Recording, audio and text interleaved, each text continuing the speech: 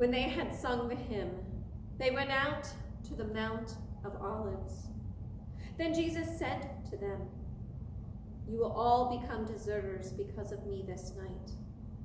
For it is written, I will strike the shepherd, and the sheep of the flock will be scattered.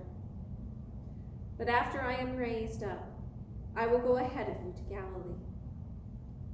Peter said to him, "Though all become deserters because of you, I will never desert you." Jesus said to him, "Truly I tell you, this very night, before the cock crows, you will deny me 3 times. Peter said to him, "Even though I must die with you, I will not deny you." And so said all the disciples. Then Jesus went with them to a place called Gethsemane, and he said to his disciples, "Sit here while I go over there and pray." He took with him Peter and the 2 sons of Zebedee, and began to be grieved and agitated. Then he said to them, "I am deeply grieved, even to death. Remain here and stay awake with me." And going a little farther, he threw himself on the ground and prayed, "My Father, if it is possible, let this cup pass from me. Yet not what I want, but what you want." Then he came to the disciples and found them sleeping. And he said to Peter, "So could you not stay awake with me 1 hour? Stay awake and pray that you may not come into the time of trial. The spirit indeed is willing, but the flesh is weak." Again he went away for a second time and prayed, "My Father, this cannot pass unless I drink it. Your will be done." Again he came and found them sleeping, for their eyes were heavy. So leaving them again, he went away and prayed for the 3rd time, saying the same words. Then he came to the disciples and said to them, "Are you still sleeping and taking your rest? See, the hour is at hand, and the Son of Man is betrayed into the hands of sinners. Get up, let us be going.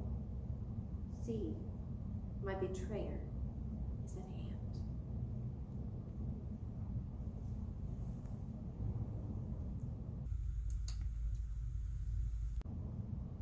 While he was still speaking, Judas, one of the 12, arrived. With him a large crowd with swords and clubs from the chief priests and the elders of the people. Now the betrayer had given them a sign, saying, "The one I will kiss is the man. Arrest him." At once he came up to Jesus and said, "Greetings, Rabbi," and kissed him. Jesus said to him, "Friend, do what you are here to do." Then they came and laid hands on Jesus and arrested him. Suddenly, one of those with Jesus put his hand on his sword, drew it, and struck the slave of the high priest, cutting off his ear. Then Jesus said to him, "Put your sword back into its place, for all who take the sword will perish by the sword. Do you think that I cannot appeal to my Father, and he will at once send me more than 12 legions of angels? But how then would the scripture be fulfilled, which says it must happen this way?" At that hour, Jesus said to the crowds, "Have you come out with swords and clubs to arrest me as though I were a bandit? Day after day I sat in the temple teaching. You did not arrest me." But all this has taken place so that the scriptures of the prophets may be fulfilled. Then all the disciples deserted him and fled. Those who had arrested Jesus took him to Caiaphas the high priest, in whose house the scribes and elders had gathered. But Peter was following him at a distance, as far as the courtyard of the high priest, and going inside he sat with the guards in order to see how this would end. Now the chief priests and the whole council were looking for false testimony against Jesus, so that they might put him to death. But they found none, though many false witnesses came forward. At last, 2 came forward and said, "This fellow said, I am able to destroy the temple of God and to build it in 3 days." The high priest stood up and said, "Have you no answer? What is it that they testify against you?" But Jesus was silent. Then the high priest said to him, "I put you under oath before the living God. Tell us if you are the Messiah, the Son of God." Jesus said to him, "You have said so, but I tell you, from now on you will see the Son of Man seated at the right hand of power and coming on the clouds of heaven." Then the high priest tore his clothes and said, "He has blasphemed. Why do we still need witnesses? You have now heard his blasphemy. What is your verdict?" They answered, "He deserves death." Then they spat in his face and struck him, and some slapped him, saying, "Prophesy to us, you Messiah. Who is it that struck you?" Now Peter was sitting outside in the courtyard. A servant girl came to him and said, "You also were with Jesus the Galilean." But he denied it before all of them, saying, I do not know what you are talking about." When he went out to the porch, another servant girl saw him, and she said to the bystanders, "This man was with Jesus of Nazareth." Again he denied it with an oath, "I do not know the man." After a little while, the bystanders came up and said to Peter, "Certainly you are also one of them, for your accent betrays you." Then he began to curse, and he swore an oath, "I do not know the man." At that moment, the cock crowed. Then Peter remembered what Jesus had said, "Before the cock crows, you will deny me 3 times." And he went out and wept bitterly.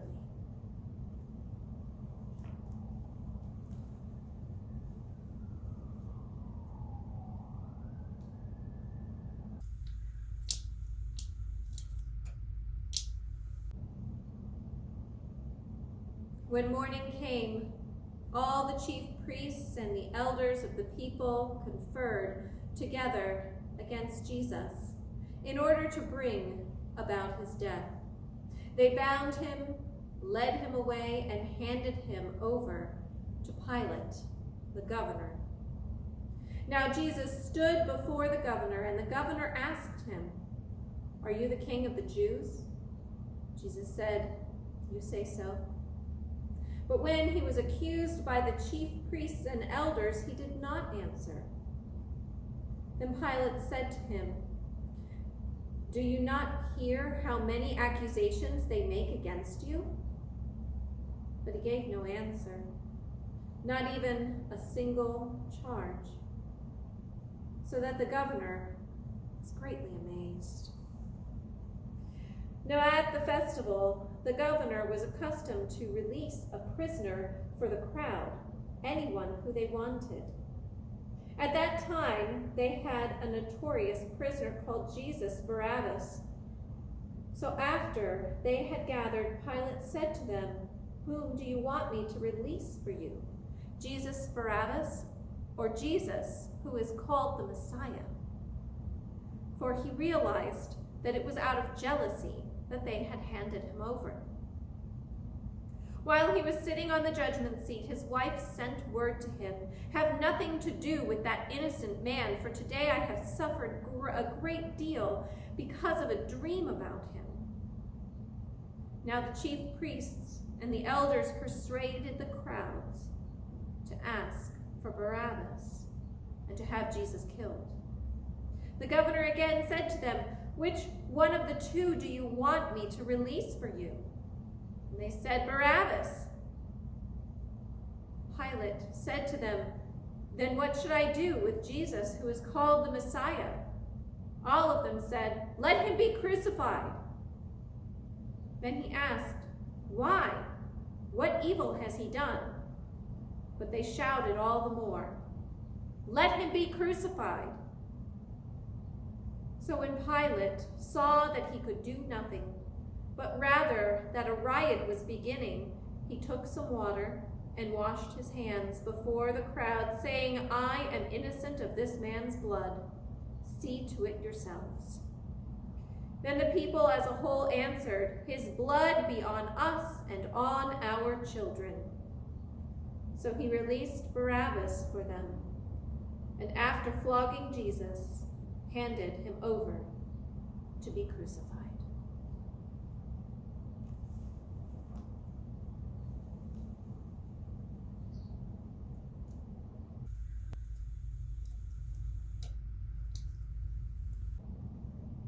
Then the soldiers of the governor took Jesus into the governor's headquarters, and they gathered the whole cohort around him.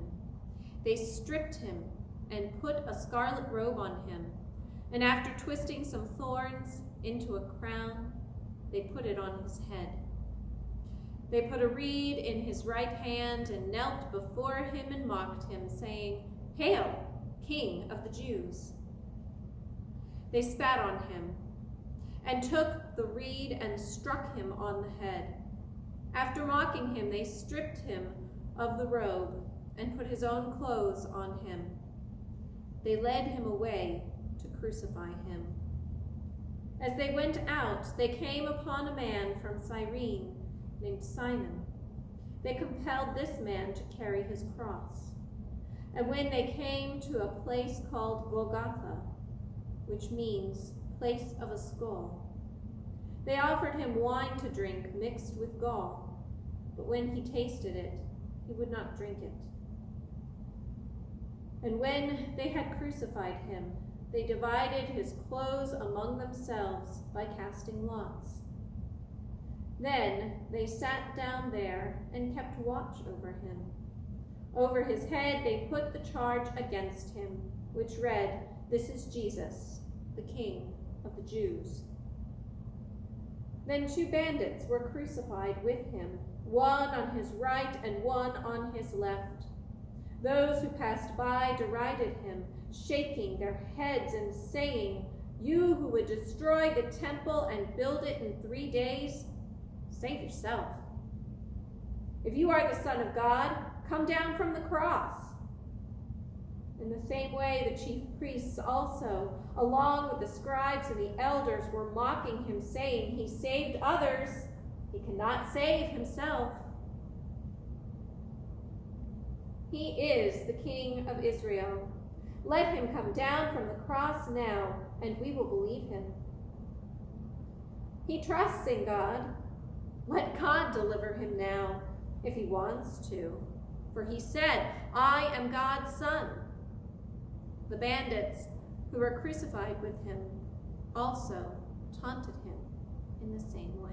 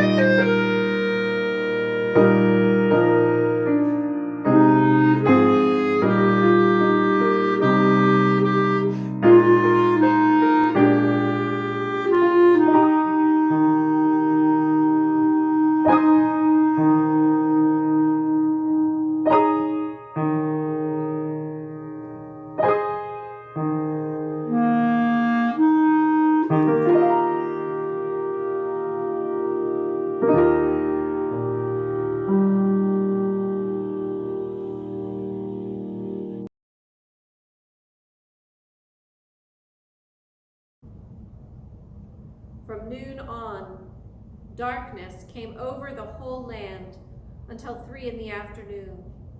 And about 3 o'clock, Jesus cried with a loud voice, "Eli, Eli, lema sabachthani," which is, my God, why have you forsaken me?" When some of the bystanders heard it, they said, "This man is calling for Elijah." At once, one of them ran and got a sponge, filled it with sour wine, put it on a stick, and gave it to him to drink. But others said, "Wait, let us see whether Elijah will come to save him." Then Jesus cried again with a loud voice and breathed his last. At that moment, the curtain of the temple was torn in two from top to bottom. The earth shook and the rocks were split. The tombs also were opened, and many bodies of the saints who had fallen asleep were raised. After his resurrection, they came out of the tombs and entered the holy city and appeared to many. Now when the centurion and those with him who were keeping watch over Jesus saw the earthquake and what took place, they were terrified and said, "Truly this man was the Son of God."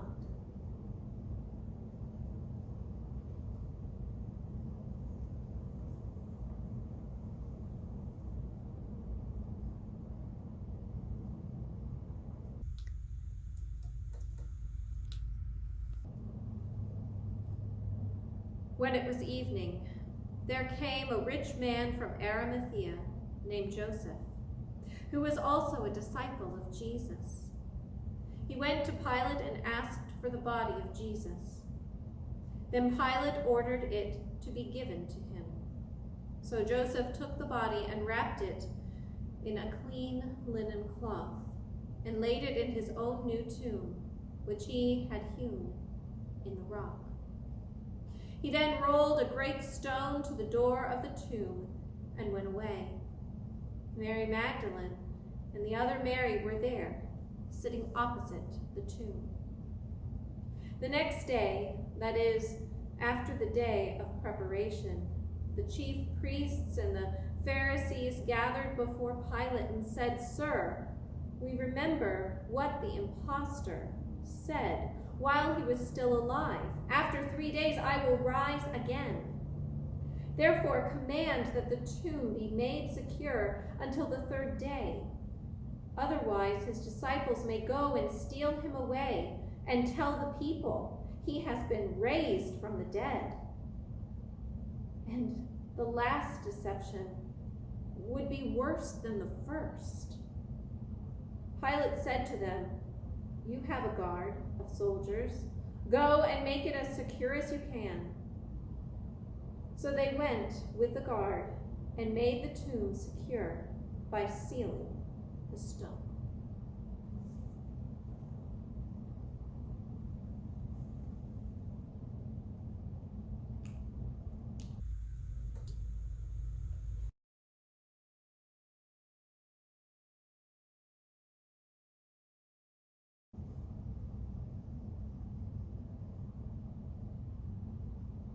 As we continue to contemplate on this Good Friday, I think of what Karl Barth said in response to a suffering Jesus. He said that Jesus did not sacrifice his life as if it were worthless, but he sacrificed his life as something precious from which it was not easy for him to part. We have this precious gift. We know it is not easy to part with. But even as we sit through Good Friday, through Silent Saturday, even as we sit in the tomb, we are not alone. May we contemplate what death means to us.